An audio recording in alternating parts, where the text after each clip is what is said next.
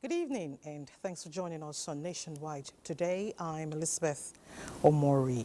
Senate has set up and had a committee to engage the National Drug Law Enforcement Agency over the drug-related allegations it reportedly made against the Deputy Majority Leader of the Senate, Senator Oyelola Ashiru. Senator Ashiru had, at the commencement of plenary Tuesday, come under a matter of privilege, pointing to information that emanated from the agency on drug-related offenses, which was linked to him. Senator Ashiru noted that the allegation was unfounded, describing it as a malicious attempt to undermine his person and the capacity of the Senate to debate freely on issues of national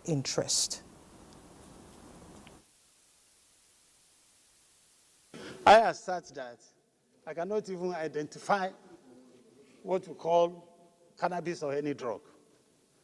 Beyond taking water, I don't take alcohol, I don't take any drug.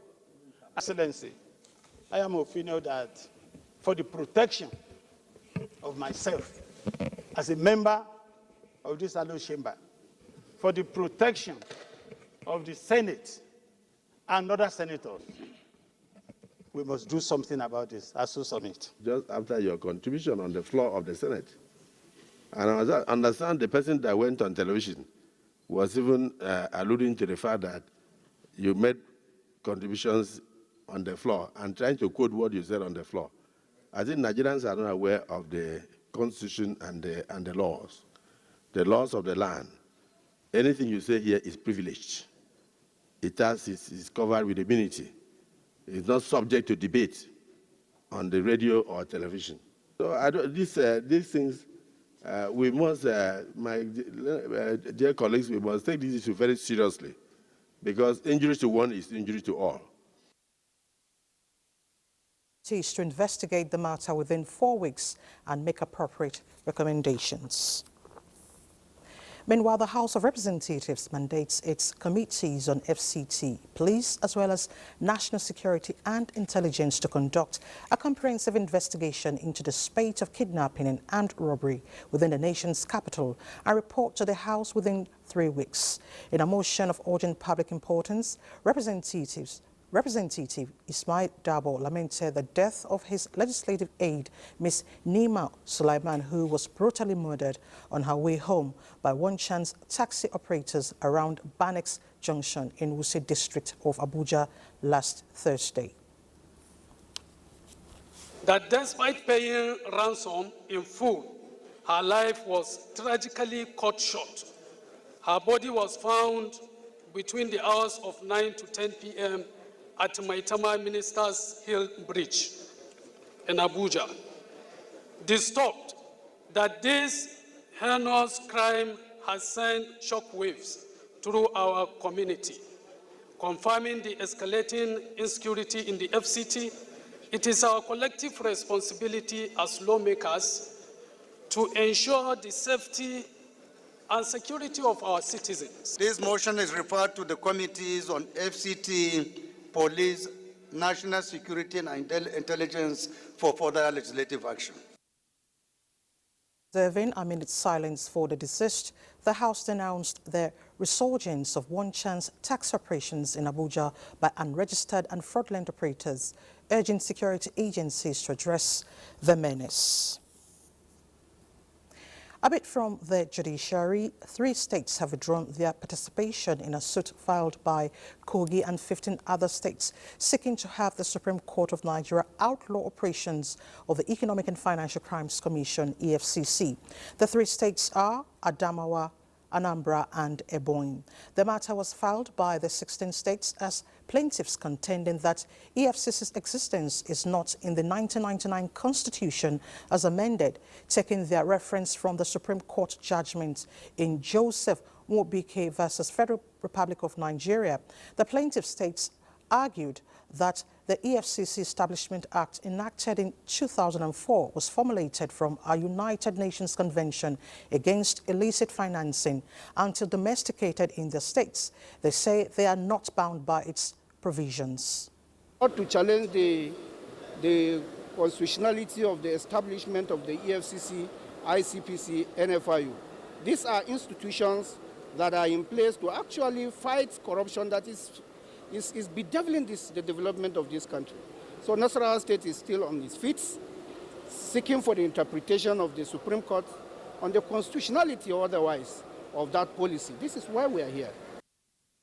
At Tuesday's proceedings, Attorney General and Minister of Justice Lateef Fagbemi SAN raised preliminary objections, arguing that Nwobike's case had no bearing on the instance case and that the anti-corruption laws are in consonance with Section 15 of the Nigerian Constitution, which mandates government to abolish corruption in society.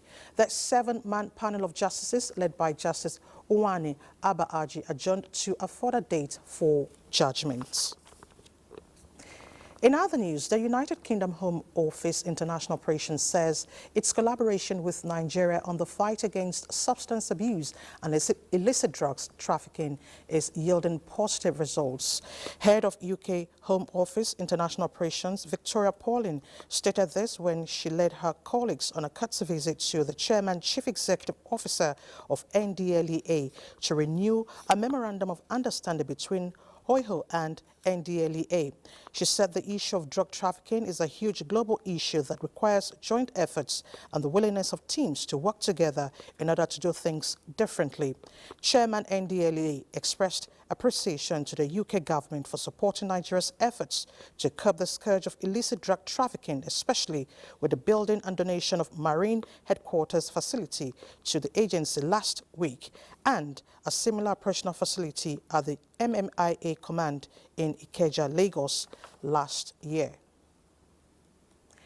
Abuja Electrification, the transmission company of Nigeria, TCN, says its 330 kV Ugwaji Apir double-circuit transmission lines 1 and 2 tripped due to a fault-causing power outage which affected the northeast, northwest and parts of north central. TCN in a statement notes that at approximately 4:53 a.m., the Ugwaji Markodi 330 kV line 2 tripped and 243 megawatts on the line had to be transferred to line 1 of the same route, which also tripped, resulting in loss of 468 megawatts of electricity. TCN says it has restored supply to the 32 kV transmission line from New Haven to Apir in Benue State, but the 330 kV lines remain out of service, impacting power supply in the northern region of the country. TCN assures that it is making efforts to trace the cause of the outage to enable its engineers effect repairs and restore bulk power to the north. TCN apologizes to the government and electricity consumers in all the affected states of the Federation. To other news, flooding in Kogi State continues to displace residents across the state, forcing them to seek shelter at government-provided internally displaced persons camps. Some others are taking refuge with friends, relatives, and at worship centers. With more days of hardship expected, Jonathan Omajali reports on the situation and the urgent need for increased support for the displaced individuals. Residents of flood-prone areas in Kogi continue to face difficult times, with many forced to abandon their homes due to the rising waters. Some houses now stand empty, overtaken by the floods. We've all vacated almost 2 weeks ago. Up till now, we have not seen anything, and the water is not flowing back. And all of us were handicapped. You can see the situation. The houses are flooded. We will not have anywhere to move to, apart from being at the mercy of people, friends, relations, churches. That is where we normally move to. For those without alternative shelter, the IDP camps offer the only refuge. The number of displaced people continues to increase daily, leading to a growing demand for humanitarian assistance. It's actually increasing by the day. Even today we had new people come into the camp and say, oh, as of yesterday it was not in my house, as of 2 days ago it wasn't close to me, so I felt it would go back. But this morning I'm already in flood, so can I get a place to stay? So the number keep increasing as the day goes by. We have relief materials on ground already for them. The coming days will undoubtedly be challenging, but with the right support, the victims can find relief during this difficult time. In Lokoja, Jonathan Omajali, NTA News. We now join Jonathan live at St. Luke's Primary School, Lokoja, one of the IDP camps. Jonathan, thank you so much for joining us on Nationwide.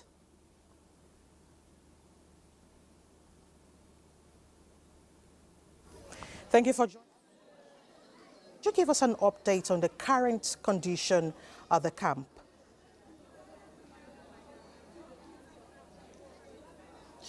Yes, talking about the current condition of the camp, if you look behind, you will see a number of people queuing just to receive medical attention. This camp actually was opened on 15th of this month, and ever since then, it's been on the increase. At the moment, we have 610 people here. I learned there were others who came seeking refuge here, but they are unable to take more than that number at this particular camp, because of course this is a primary school. So if they take more people, it's going to affect studies. So we have 610 right here at the moment. Of course, just like you heard in that report, there are efforts by the government to ensure that they get the best in terms of welfare. But by and large, there are still some challenges that the people are.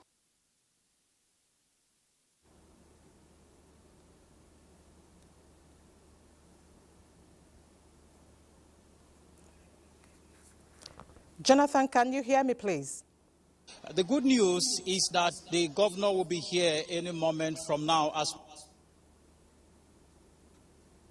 actually on his way to this place. So we expect that some of the challenges that they are going through at the moment will actually be looked into by the time he arrives. All right, we hope to get more updates from you. Thank you so much, Jonathan. Thank you very much.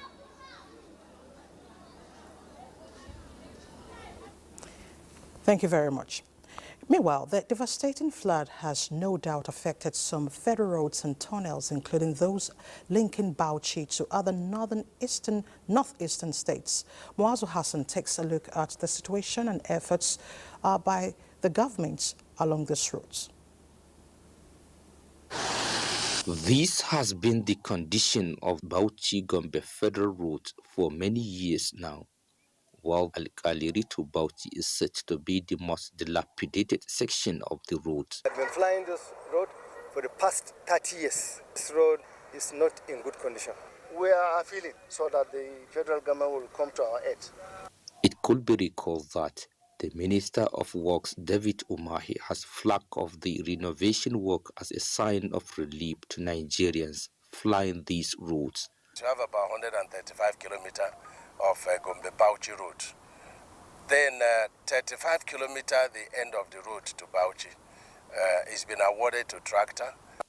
The devastated effect of flood that has cut off Bulkacho Bridge between Azere Potoskum section of Kano Maiduguri dual carriageway is still requiring a quick action.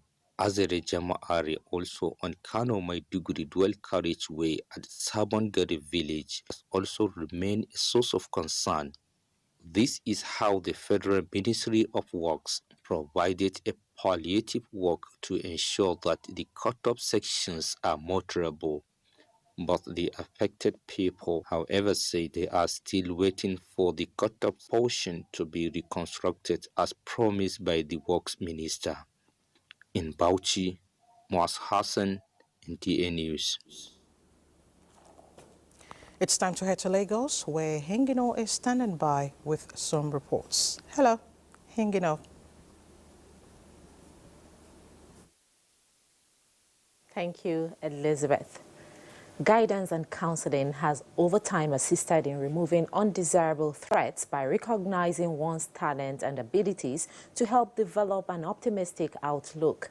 To achieve this feat, therefore, the implementation to foster a disciplined environment is apt. In this report, Lynn Leneke examines the role of guidance and counseling in any country with high youthful population. Being supportive to development, resourcefulness and self-direction in adapting to changes in society is critical to the development and sustainability of the country's goals. Societal ills like drug abuse, domestic violence and youth violence, and delinquent behaviors are some challenges that needs to be nipped in the bud as they constitute nuisance in the society. These experts recommend that raising awareness on the importance of guidance and counseling services is crucial to reducing deviant behaviors and tackling societal challenges. Helping them identify their skills, their interests, their aptitudes, and use all of this to be self-sufficient. While we try to get information about opportunities for training programs provided by various organizations, we create awareness education across all sectors. If a society has broken, the only reason is because the family has broken. Maybe it's as a result of what the parents are not doing or what they are doing wrongly. So in all, I would say that guidance and counseling should be taken back to the parents. Parents should take over this role. They should guide their wards, guide their children. They can share their problems with somebody, and one of the principles of counseling is confidentiality. But we keep your secret, and that's our watchword in counseling. It is believed that the success story of every country depends largely on shaping the lifestyles of the people responsible for adjustment, placement, rehabilitation, and other humanitarian services that enables people to be better reformed in the society. In Lagos, Lynn Lenake, NTA News. Friends, peer pressure and other vices are some of the factors responsible for increase in drug abuse among youths. Experts, however, say good family values and morals can change the narrative. Bolaji Akim completes the report. According to data from the National Drug Law Enforcement Agency, NDLEA, the prevalence rate of drug abuse is on the increase among youths, with figure put at 20 to 40%. This is an alarming statistics, which is propelling stakeholders to take urgent action so as to save the nation's future leaders from destruction. According to them, strengthening family support system will not only prevent the use of illicit drugs and substances, it will also serve as an avenue to lay a foundation for real family values. The family is the smallest unit of socialization, and if things are going on well with the family, it goes a long way in reducing the risk of substance use among family members. Every learning that takes place with any child starts from the family. It's from the family that he learns values, from the family that he learns attitudes and norms. And that is what plays out in the larger society. With various challenges which has exposed most youths to illicit drugs markets, experts are of the opinion that creating a stable and nurturing environment will not only help the victim, it will also mitigate against relapse. When you delay and the problem continues, there might be problem in the recovery, and the recovery may be slow or the outcome may be poor.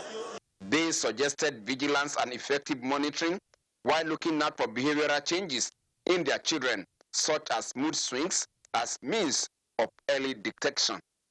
In Lagos, Bolaji Akim, NTA News. Those are the stories from Lagos. Nationwide continues after the break.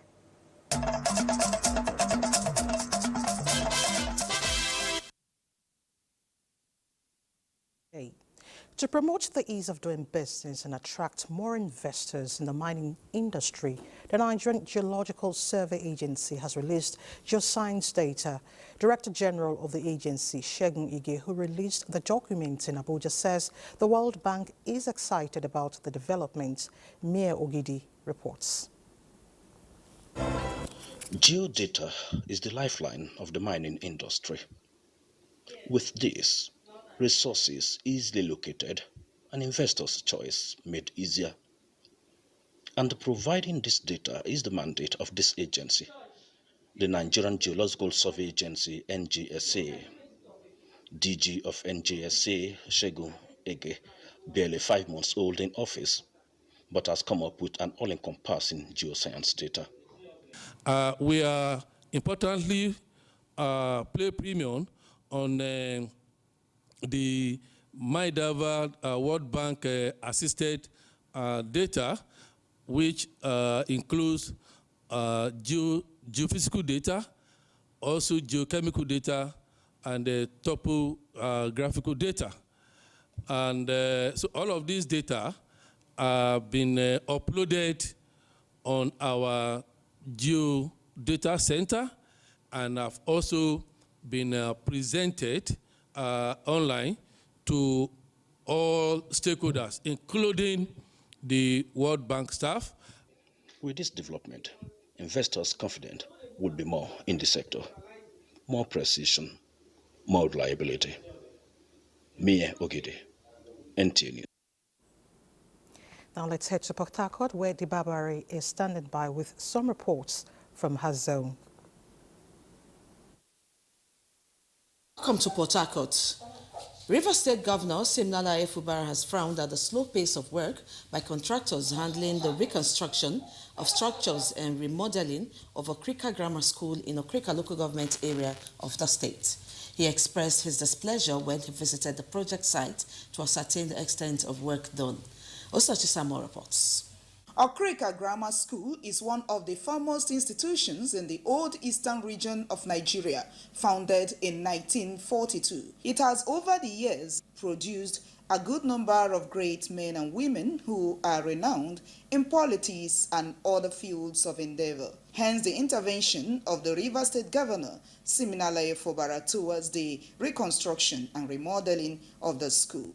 The governor, who expressed displeasure at the slow pace of work by the handlers, wondered why the monitoring team is giving a wrong impression of the extent of work done so far. He therefore called for an immediate meeting with contractors to streamline grey areas and also resolved to take over regular supervision of the project. I have to be very raw.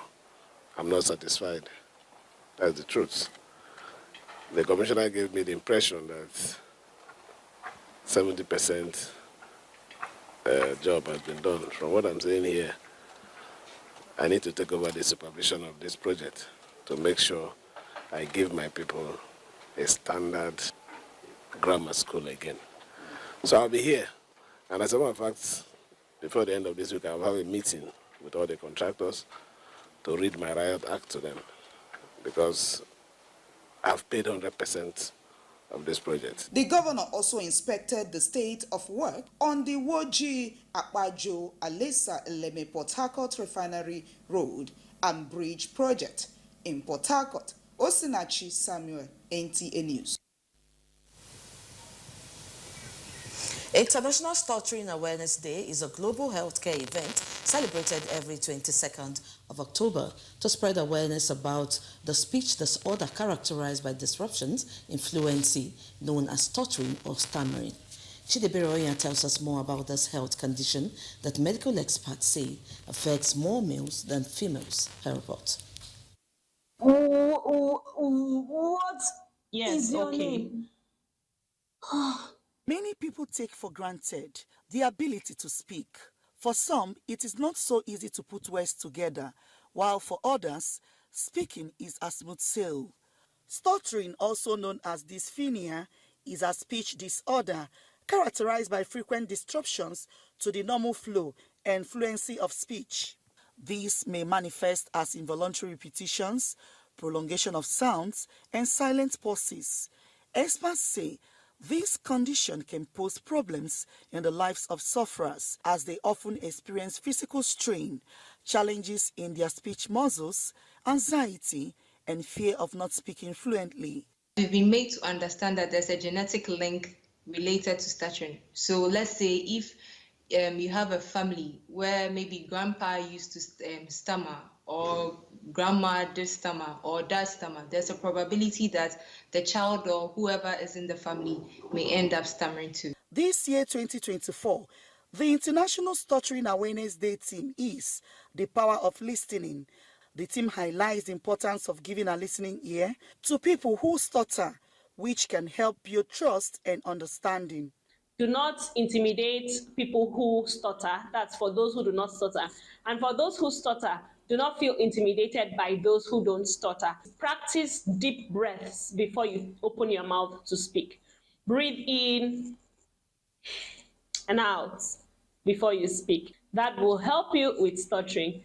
Individuals challenged with this condition are advised to contact speech and language therapists to provide the skills they need to overcome their challenges and equip them with the tools to communicate effectively. In Port Harcourt, Chidiebere Onyia, NTA News. And that does it from Port Harcourt. It's back to Elizabeth for the rest of the news. Good evening. Thank you, Debabari. As water level occasioned by flood rises daily in Abo Kingdom in Ndokwa East local government area of Delta State, the people are appealing to the state government to send foodstuff as the flood has overtaken their farmlands. Susan Esu, who was in the area recently, tells us more. Right behind me is a floodwater in Abo Town in Ndokwa East local government area of Delta State. Of course, it is one of the localities that will be affected by the impending flood. And the people here are calling for government intervention. They say they are already used to the floodwaters. All they are asking for is government intervention in the area of provision of food. The Director General of the National Orientation Agency recently sent a sensitization team to Delta State to inform the people of an impending flood occasioned by the reopening of Lagdo Dam in Cameroon. The Lagdo Dam have started releasing water into River Benue, and because of our previous experience of what has happened, there is that high expectation that there is going to be flooding as a result of this water. We learned on daily basis they are releasing not less than 5 million cubic meters of this water into the River Benue. Some local government areas in the state are expected to be badly affected, and Abo in Ndokwa East is one. Already, the water volume here has risen to about 7 feet, according to one of the residents. Now, how are the people preparing for this natural occurrence? The water is becoming worrisome. If the flood rises to about 7 feet again now, this place will be flooded. The people are hopeful that the appeal of getting foodstuff as palliative will be given due consideration. From Abo Kingdom, Susan Esu, NTA News. Let's now get more details of this situation from Susan. Susan, what is the fate of these residents and the way forward?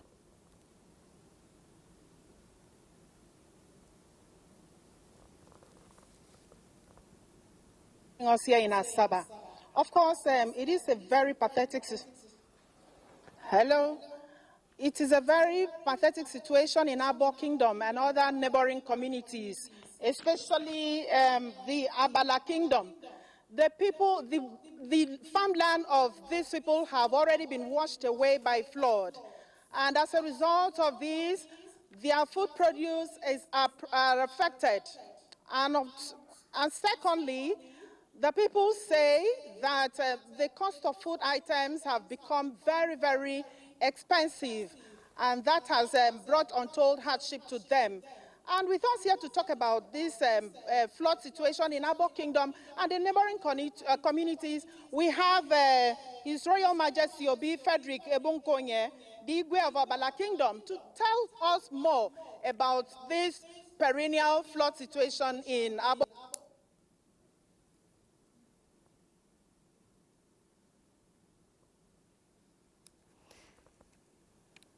We do apologize for that glitch. Moving on, the Nigeria Immigration Service says it has intercepted Okunleye Idris Olarinwaju, otherwise known as Bobrisky, at the Seme border while attempting to exit the country. In a statement, Public Relations Officer of the Nigeria Immigration Service, Kenneth Udo, explains that Okunleye Idris is a person of interest over recent issues of public concern and is undergoing interrogation before being handed over to appropriate authorities for further action. The service assures the public that it will continue to be civil and professional in keeping with its commitment to their statutory responsibility of securing the borders. To food security, in line with the recent presidential directives on food security, the Nigerian Army is developing the capacity of its personnel to enhance effective utilization of its farms and ranches. Defense correspondent Ismail Musa brings us details. Bola Ahmed Tinubu recently directed the armed forces to utilize its ungoverned land to promote agricultural ventures to address food security and provide employment. Warfare is changing into food, and I want the military to see this as the future. This workshop, organized by the Nigerian Army Farms and Ranches, is to develop the capacity of Army personnel to boost production and ensure effective utilization of Army farms. Following President's directive, the Nigerian Army has already begun the review of all its agricultural policies to better position the farm to significantly boost crop production. The outcome of this will contribute significantly in addressing the food insecurity facing the nation. The Nigerian Army's participation in agricultural ventures through farming and ranching also aims at contributing to peace through food security. The Nigerian Army Farms and Ranches will continue to explore and research in the agricultural sector to ensure that the Nigerian Army contributes meaningfully to the National Food Reserve. This training workshop is to provide a synergy between members of the armed forces represented by the Nigerian Army Farms and Ranches and other stakeholders and development institutes within the country to ensure that the President's directive is seamlessly, effectively and speedily accomplished. The farms initiative is a critical component of the Nigerian Army non-kinetic approach to tackle insecurity and contribute to the nation's food security. In Abuja, Ismail Musa, NTA News. No economy can thrive if its most active and talented youth are sold to crime. Therefore, it is imperative that parents and other stakeholders take proactive steps at renewing and redirecting the minds of youth towards productive and honest living. Nigeria's First Lady Oluremi Tinubu stated this while declaring open the 2024 National Cybercrime Summit organized by the Economic and Financial Crimes Commission in Abuja. State House correspondent Adeni Itaiwo reports.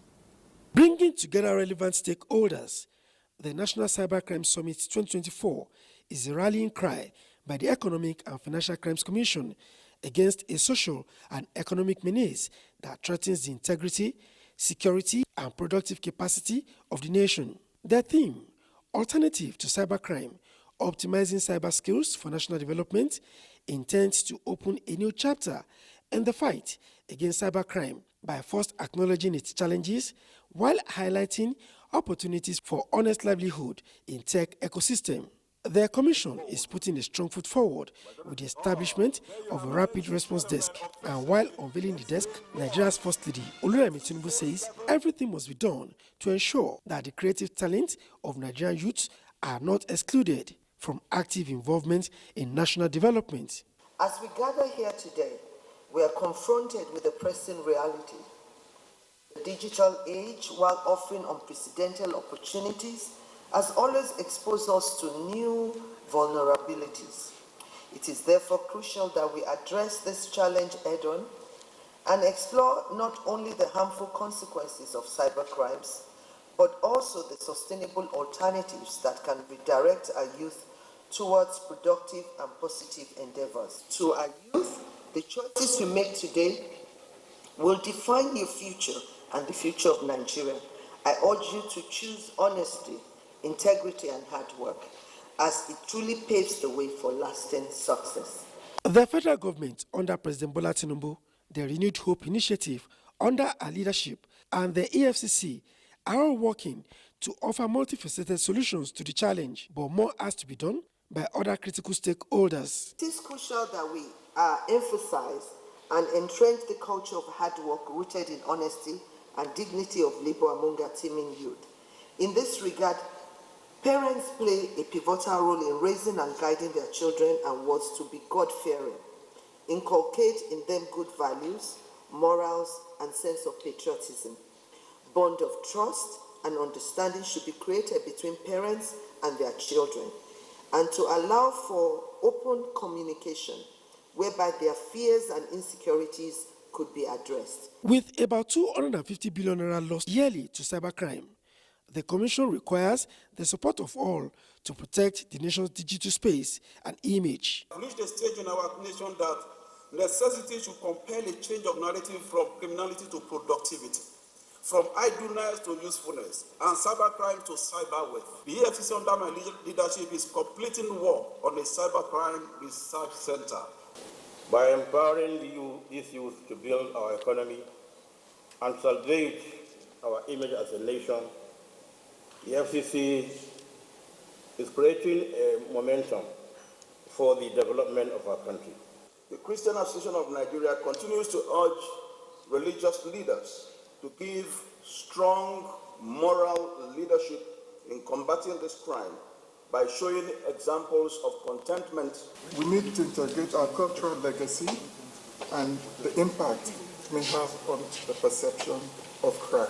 What we need is aggressive engagement so that a lot of people that have done this on the platter of they know, we readjust and adjust. Apart from reducing response time to reported cases from all the states of the Federation, the new Cybercrime Front Desk, ECR2, is also positioned to serve as the hub for research and development. From the banquet hall of the Presidential Villa, Adeni Itaiwo, NTA News.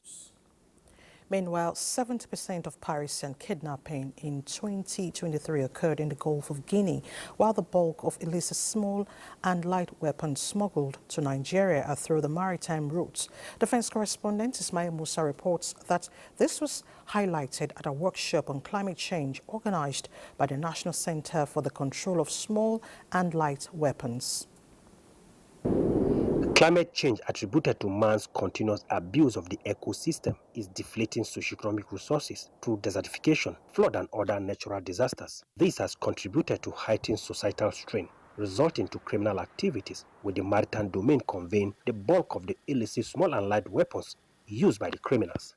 In June 2024, a 40-foot container with 844 rifles and more than 112,000 rounds of ammunition were intercepted at the Oni Seaport in Port Harcourt. The lucrative nature of the Gulf of Guinea in terms of natural resources attracts criminal elements. These illicit elements constitute to perpetrate nefarious activities in the Gulf of Guinea, conducting various devastating crimes, notably drug trafficking. In this category lies the smuggling of small arms and light weapons by international crime syndicates. This workshop on climate change and arms proliferation in Nigeria is focused on navigating new security threats in the Gulf of Guinea. We must reflect on how the changing climate exacerbates insecurity, weakens governance, and allows the illegal arms trade to thrive. We need to explore how we can respond to these emerging threats more effectively by fostering stronger national and regional frameworks for arms control. The National Center for the Control of Small and Light Weapons is seeking local and international collaboration to combat the illicit arms proliferation, amplifying crime, and truncating socioeconomic activities. In Abuja, Ismail Musa, NTA News. The National Council on Climate Change Secretariat, with the support of the European Union delegation and the UK government, has begun the training of climate negotiators for Nigeria ahead of COP29. Director General and Chief Executive Officer of the Secretariat of the Council, Dr. Nkiruka Madwekwe, who declared the 5-day intensive training opened in Abuja, said this year's COP in Baku will not be business as usual, as the training is geared towards building a formidable team of highly skilled climate negotiators with the capacity to effectively engage at the COP negotiations. Charles Alpha reports. Negotiation is an integral part of the UNFCCC and all of its conferences of parties, COP. This is where international agreements or treaties are reached based on proposals submitted by governments using a working tool such as negotiating texts. For the National Council on Climate Change Secretariat, understanding some of negotiating tricks is vital to be able to effectively negotiate for Nigeria. You're going to sign an agreement with us, stating that when you go to COP, all you will do for that 2 weeks will be negotiation. Would you not be in the negotiating room? We will blacklist you and you will no longer be accredited, because for us it is serious business. The skills and expertise that you'll be given here will strengthen Nigeria's voice at COP29. Participants are expected to learn both practical and theoretical aspects of negotiation, understand the peculiar nature of Nigeria's climate problems to be able to deliver and attract the right kind of investments and climate opportunities for Nigeria. Charles Alpha, NTA News. And Abubakar in Maiduguri has the next set of reports. Abubakar. Certainly, Elizabeth, it's actually good to see you. Borno State government has joined forces with the Office of the Vice President of Nigeria and the Northeast Development Commission, NEDC, to launch a groundbreaking 2-day training program for teachers under the Accelerated Senior Secondary School Education Program, ASEP. This innovative project aims to revolutionize education in 6 Northeast states with a focus on science, technology, engineering, mathematics, and agriculture, STEMA. Pauline Kujevana was at the Ministry of Education Hub, where Commissioner Lon Abowekilbi officially flagged off the program and unveiled state government's donation of 100 digital tools to support the training. The Accelerated Senior Secondary School Program, ASEP, an initiative of the federal government under the Office of the Vice President Kashim Shettima, targeting 1 million teachers in the nation, geared to provide government support to improve education quality by promoting science, technology, engineering, mathematics, and agriculture, STEMA excellence through teachers' training, updating outdated classrooms, fostering culture of competition among students, and using virtual reality to develop contents. Senior Special Assistant to the President on Regional Development Programs, Dr. Miriam Masha, shared more vision of the ASEP, which seeks to empower teachers, inspire students, and ultimately uplift the nation's education system, in addition to skill acquisition programs for women. We are addressing root causes, but we also have to have an intervention that would address the older children.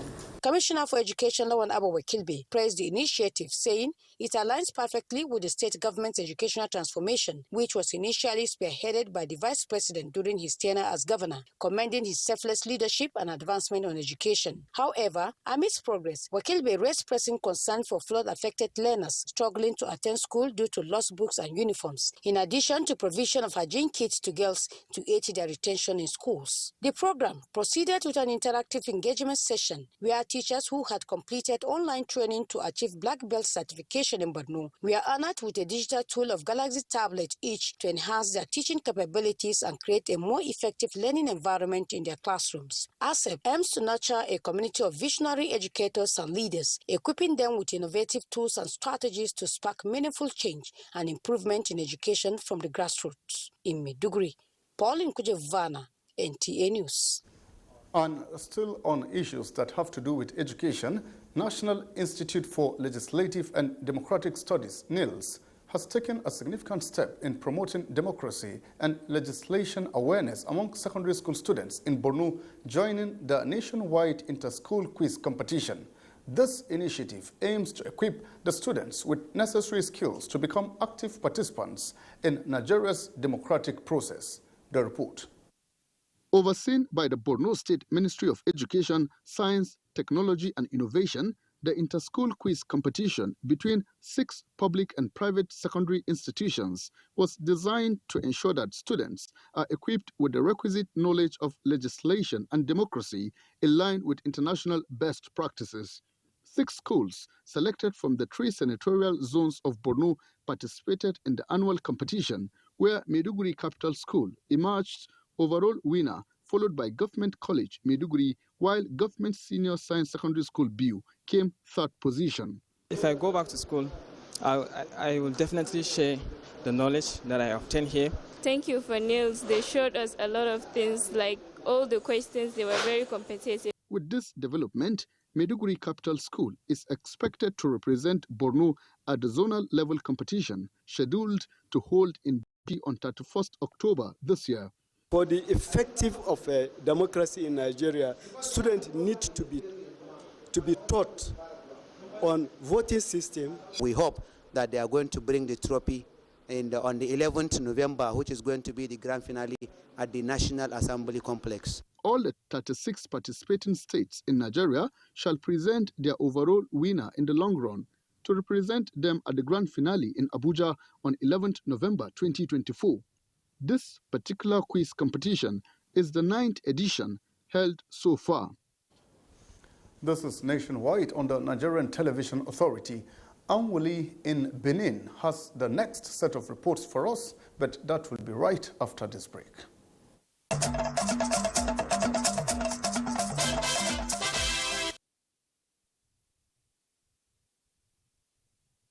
Welcome to Benin.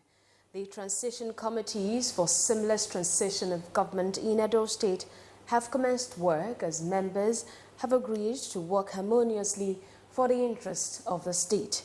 Committee members of both the All Progressive Congress and the People's Democratic Party are optimistic that the joint committees will put things in proper perspective. Good luck, Enaimi has details.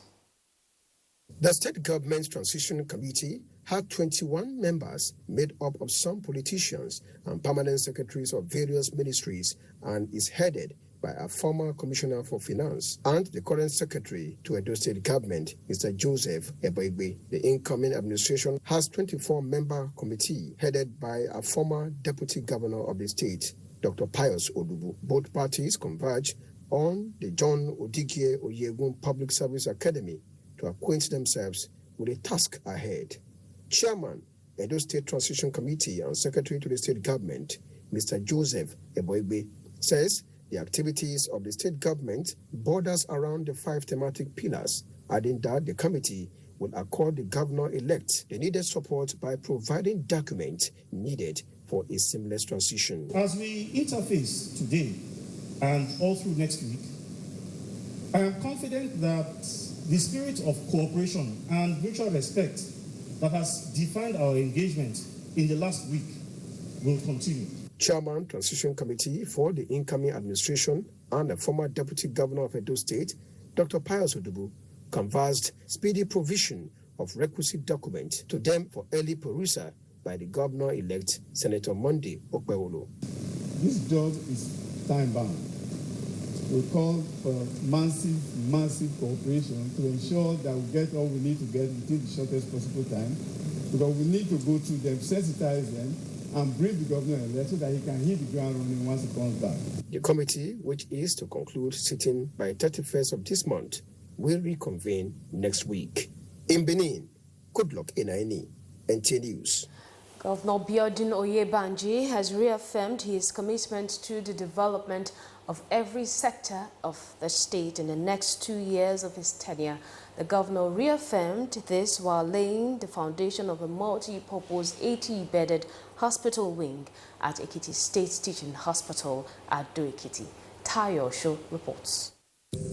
Governor Biodun Oyebanji has always expressed his desire to develop all sectors of Ekiti State.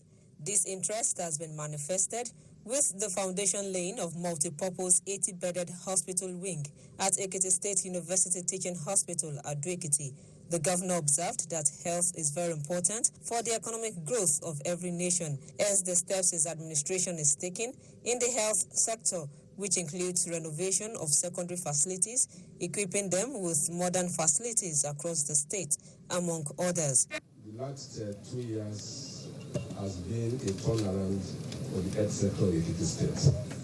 And all the indices are there to show that on a daily basis we keep improving. As I talk to you now, across the state, we are innovating 9 secondary facilities. The Commissioner for Health and Human Services, Dr. Yebanji Filani, and the Chief Medical Director, Ekiti State University Teaching Hospital, Professor Kayode Olabanji, described the project as a legacy that will project the hospital as highest in the country. The governor also commissioned electricity projects in some communities to boost power supply. In Ado-Ekiti, Tayo Osho, NTA News. And that concludes the reports from Benin. Nationwide continues in Abuja with Elizabeth. Elizabeth, is back to you. Thank you, Awani. To reposition the lost glory and return the African diaspora to their roots, to build their motherland, the essence of the gathering of African descents from different countries of the world. Deborah Balagbobo reports that the event was organized in collaboration with the Nigerians in Diaspora Commission. The former speaker, Aim Pius Aim, represented former President Goodluck Jonathan. A brand new narrative. I want to create the Africa we honor, which is everything African we honor. Culture, we honor each other all over the world. It's time for the diaspora to come reunite with Africa, reunite because our ancestors were once here, and now this is the return of us coming back home. African diasporas there expressing their enthusiasm and nostalgia on their experience of being home after their forefathers were taken away as slaves more than 400 years ago. The gathering, which is to celebrate African parents who died to free Africa from the shackles of political and economic bondage and to welcome the children home, drew 24 descendants from the US, Caribbean, South America, Europe, Australia, and New Zealand. Brothers and sisters of African descent who desires to reconnect with us should be regarded as African assets. As long as you're a black person, you're an African. So let's come together and develop our continent. Rather, it is time to create strategies to change the false narratives and do a reversal of the false history and false labeling of our liberators. The Afridus promise to bring the good tidings of progress and hope into the country. Deborah Balabobo, NTA News. And that ends Nationwide this evening. Thank you so much for your time. Good evening.